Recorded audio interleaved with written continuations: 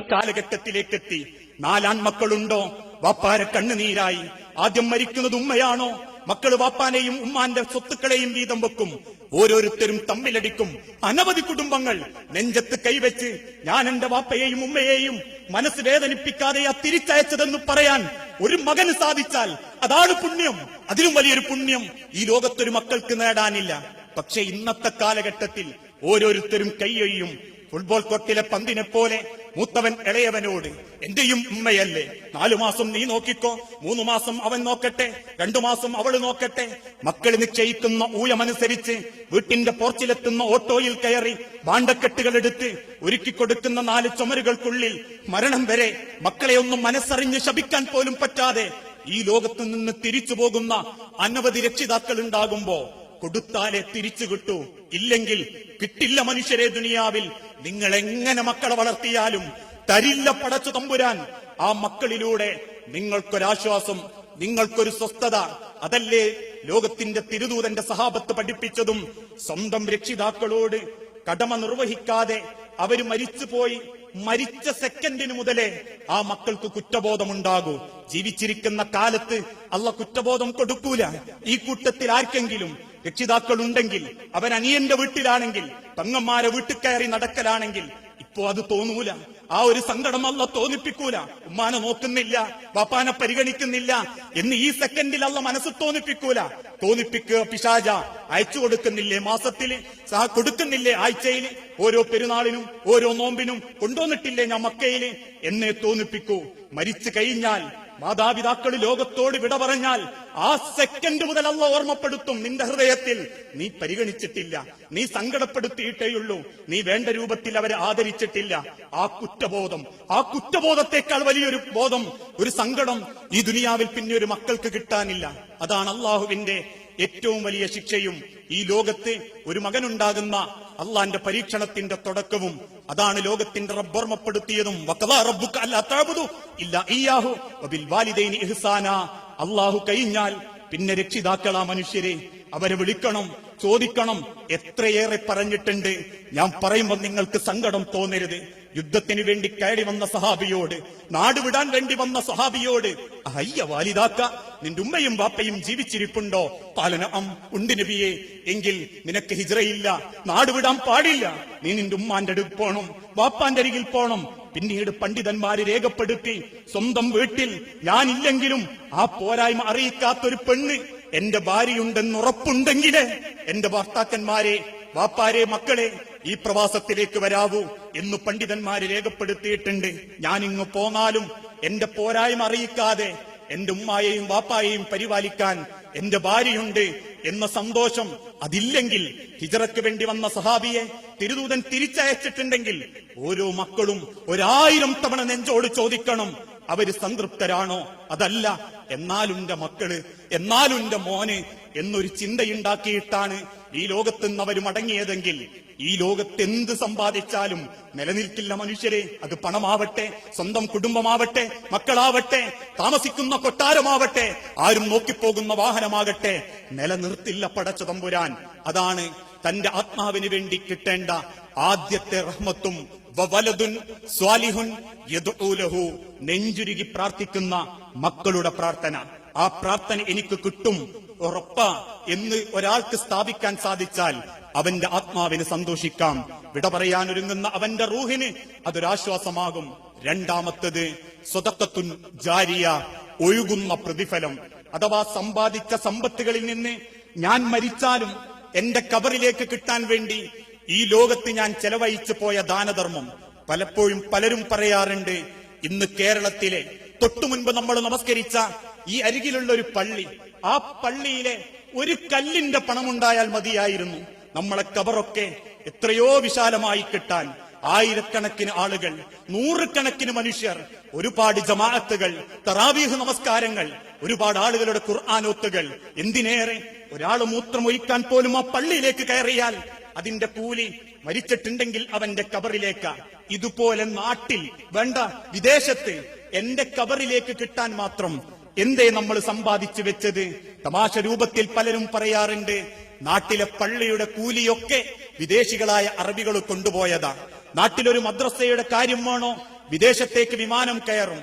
ആ രൂപത്തിൽ കൊടുക്കാൻ മാത്രം ചിലരും അർഹതപ്പെട്ടവർ കൊടുക്കാതെ അനുഭവിച്ചുകൊണ്ടിരിക്കുകയും ചെയ്യുന്ന ഒരു കാലഘട്ടം. അത് മാറി എന്റെ ആഖിറത്തിലേക്ക്, എന്റെ ഖബറിലേക്ക് ഞാൻ എന്തേ എനിക്ക് വേണ്ടി സമ്പാദിച്ചത്? എന്റെ വീട് ഞാൻ അപ്സ്റ്റെയർ ആക്കി. ആർക്ക് വേണ്ടിയാ? അള്ളാന്റെ ഖബറിലേക്ക് വേണ്ടിയല്ല, എനിക്ക് വേണ്ടിയാ. എന്റെ വാഹനം ആ മാസത്തിലെ ഒഴിവിന് പോയപ്പോ ഞാനൊന്ന് മാറ്റി. എന്തിനു വേണ്ടിയാ? പ്രവാസിയാണെങ്കിലും ഞാൻ അത്യാവശ്യം ആസ്വദിക്കുന്നവനാ എന്ന് ജനങ്ങൾക്കിടയിൽ പേരെടുക്കാൻ. പ്രവാസ ജീവിതം മുരടിപ്പാണെന്ന് നാട്ടുകാർക്ക് തോന്നരുത് എന്ന സ്വയം കുറ്റബോധം മറയ്ക്കാൻ വേണ്ടി ചിലര് പണം കൊണ്ട് അഹങ്കാരം കാണിക്കും. പണം കൂടിയാലും പണം വാരിവതറിയാലും ഞാൻ നല്ല നിലയിലാ, നല്ല സമാധാനത്തിലാണെന്ന്, അതാണ് സമാധാനമെന്ന് തെറ്റിദ്ധരിച്ചു പോയ അനവധി ആളുകളുണ്ട്. 2 വർഷത്തെ സമ്പാദ്യം 2 മാസം കൊണ്ട് നാട്ടിൽ തീർത്ത് കുറ്റബോധം മാറ്റി തിരിച്ചു കയറുന്ന പടുജാഹിലീങ്ങളായ വിഡ്ഢികൾ. അവിടെയാ ഇസ്ലാം പഠിപ്പിച്ചതും ആഖിറത്തിലേക്ക് വേണ്ടി എന്തു കൊടുത്തു മനുഷ്യരെ, എന്തു സമ്പാദിച്ചു? ആ സമ്പാദിച്ചതിൽ നിന്ന് അള്ളാഹുവിന് വേണ്ടി, സ്വന്തം ഖബറിന് വേണ്ടി നിങ്ങൾക്ക് എത്ര ചെലവഴിക്കാൻ സാധിച്ചു? നാട്ടിലെ പള്ളിയുടെ ഒരംശം നാട്ടിലെ പള്ളി മാറ്റാൻ തീരുമാനിച്ചു. ഓരോരുത്തരും കമ്മിറ്റികൾ കൂടും. എന്നിട്ടുടനെ തീരുമാനിക്കും നമുക്ക് നടക്കൂല, നമ്മളെ കൊണ്ട് പ്രയാസപ്പെടും, ഒരാളെ വിസയെടുത്ത് വിദേശത്തേക്ക് അയക്കാം. അല്ല, ഒരുമിക്കട്ടെ മഹല്ലുകൾ, ഒരുമിക്കട്ടെ മനുഷ്യർ, ഓരോരുത്തരും തീരുമാനിക്കട്ടെ. എന്നാൽ കഴിയുന്നത് എന്റെ സമ്പാദ്യത്തിൽ നിന്ന് കേരളത്തിലൊരു വഖഫുണ്ട്, ആ വഖഫ് വിഭാഗങ്ങളുണ്ട്, നിയന്ത്രിക്കാൻ 100 കൂട്ടം ഉദ്യോഗസ്ഥന്മാരുണ്ട്. എങ്ങനെ വഖഫുണ്ടായി? മുൻഗാമികളായ പലരും വഖഫിന്റെ പ്രാധാന്യമറിഞ്ഞ് ഖബറിന്റെ പുണ്യത്തിനു വേണ്ടി വാരിക്കോരി ചെലവഴിച്ച മുതലേ അന്നും ഇന്നും നമ്മളെ മഹല്ലുകാർക്കുള്ളൂ.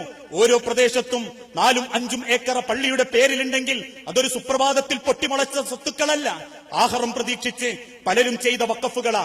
ഇന്നത്തെ കാലഘട്ടത്തിൽ നമ്മളെ കൊണ്ട് വഖഫില്ലെങ്കിലും എന്തേ നമ്മൾ അള്ളാന്റെ ഭവനത്തിന് വേണ്ടി, ആഖിറത്തിന് വേണ്ടി റബ്ബിന്റെ മാർഗത്തിൽ ചെലവഴിച്ചു? എന്റെ സഹോദരിമാരോട് 100 പവൻ 110 ആക്കുന്നതിന് വേണ്ടി മത്സരിക്കുന്നതിനിടയിൽ, വാങ്ങിക്കൂട്ടുന്ന ആഭരണങ്ങൾ ആഴ്ചക്കനുസരിച്ച് മോഡലുകൾ മാറ്റുന്നതിനിടയിൽ, ധരിക്കാതെ സ്വർണങ്ങൾ വീട്ടിന്റെ അകത്തളങ്ങളിൽ കെട്ടിക്കൂട്ടി വെക്കുമ്പോ, ആ രൂപങ്ങളിൽ സമ്പാദ്യങ്ങൾക്ക് വേണ്ടി മത്സരിച്ചോടുമ്പോ, മക്കൾക്ക് കൊടുക്കാൻ അല്ലെങ്കിൽ ഇന്ന ആളുകൾക്ക് വേണ്ടി എന്നൊക്കെ മത്സരിച്ച് പറയുന്നതിനിടയിൽ ഒരു കാത്തരി പണത്തൂക്കം കൊണ്ട്, ഒരു കാപ്പണത്തൂക്കം കൊണ്ട് അള്ളാന്റെ ഖബറിന് വേണ്ടി കണ്ടെത്താൻ സാധിച്ചിട്ടില്ലെങ്കിൽ നിങ്ങളുടെ സ്വർണം നിങ്ങൾക്ക് ഫിത്നയാ, നിങ്ങളുടെ സമ്പാദ്യം നിങ്ങൾക്ക് ഫിത്നയാ.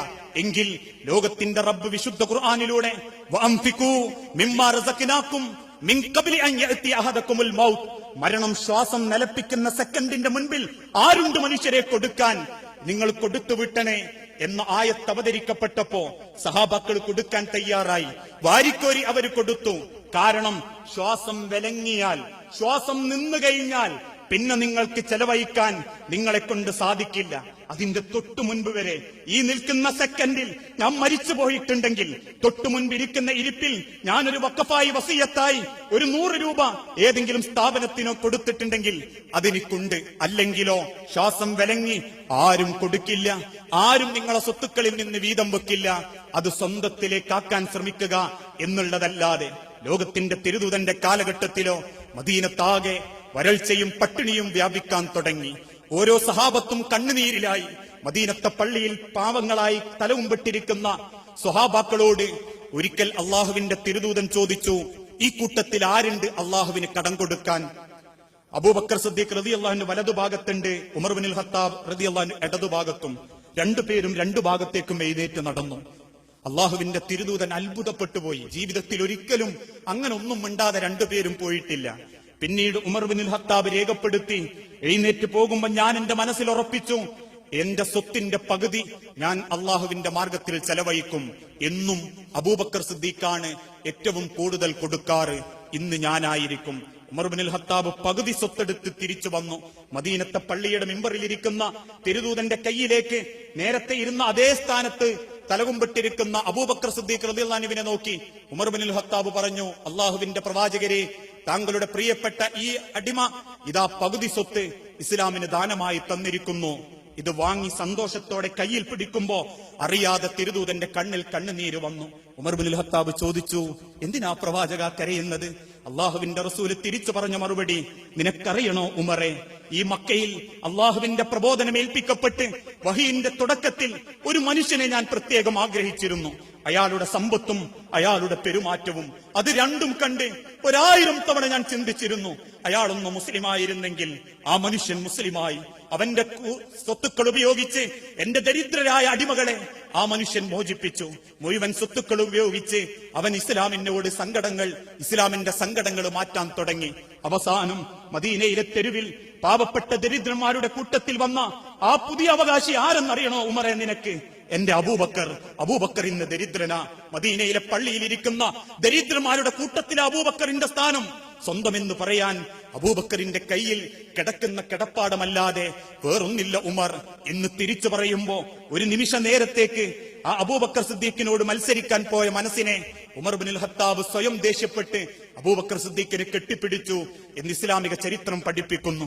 ഇതുപോലെ ഒന്നും കൊടുത്തിട്ടില്ലെങ്കിലും മനുഷ്യരെ, ഇതുപോലെ ഒന്നും മനസ്സിലൊരാഗ്രഹം വെച്ചെങ്കിലും എന്തേ നമ്മൾ ചെലവഴിച്ചത് കൊടുത്തത്? ഒരുപാട് വാങ്ങിക്കൂട്ടിയില്ലേ? അള്ളാന്റെ ദുനിയാവ് വേലികെട്ടിത്തിരിച്ച് അതിനുള്ളിൽ കൊട്ടാരങ്ങൾ ഉണ്ടാക്കാൻ വേണ്ടി വാങ്ങിക്കൂട്ടി. വേണ്ട എന്ന അർത്ഥത്തിൽ എന്റെ വാക്കുകളെ കാണരുത്. സമ്പാദിക്കണം, സംരക്ഷിക്കണം, എന്നാലും അതിന്റെ കൂടെ അള്ളാഹുവിന്റെ എന്റെ ഖബറിനു വേണ്ടി, എന്റെ ആത്മാവിന് വേണ്ടി എന്തു കൊടുക്കാൻ സാധിച്ചു? ശരീരം വിട്ട് റൂഹ് അകലുമ്പോ ആ റൂഹിന് വേണ്ടി തൃപ്തിയായി ഈ ദുനിയാവിൽ എന്റെ സ്വത്തുക്കളിൽ എന്തുണ്ട് ബാക്കി എന്ന് ചിന്തിക്കണം.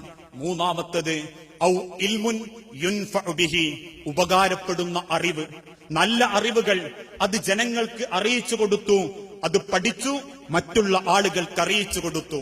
അതും ആഖിറത്തിലേക്ക് വരും. ഞാൻ മരിച്ചുപോയാലും എന്റെ ഈ വാക്ക് നിങ്ങളിൽ ആർക്കെങ്കിലും ജീവിതത്തിന്റെ ഒരു സെക്കൻഡെങ്കിലും ഓർമ്മ വരുന്നുണ്ടെങ്കിൽ എന്റെ ഖബറിലേക്ക് അതിന്റെ പുണ്യം കിട്ടും. ഒരുപാട് പുണ്യം. ഈ പുണ്യം പ്രഭാഷകന്മാർക്ക് മാത്രമുള്ളതല്ല, ഏതെങ്കിലും സംഘാടകർക്ക് മാത്രമുള്ളതല്ല, ഏതെങ്കിലും പുരോഹിതന്മാർക്കുള്ളതല്ല. ആർക്കുള്ളതാ? മുഴുവൻ ആളുകൾക്കും, നിങ്ങളിൽ ഓരോരുത്തർക്കും ഈ ഒരു അള്ളാഹുവിന്റെ അനുഗ്രഹം വാരിക്കൂട്ടാൻ സാധിക്കും.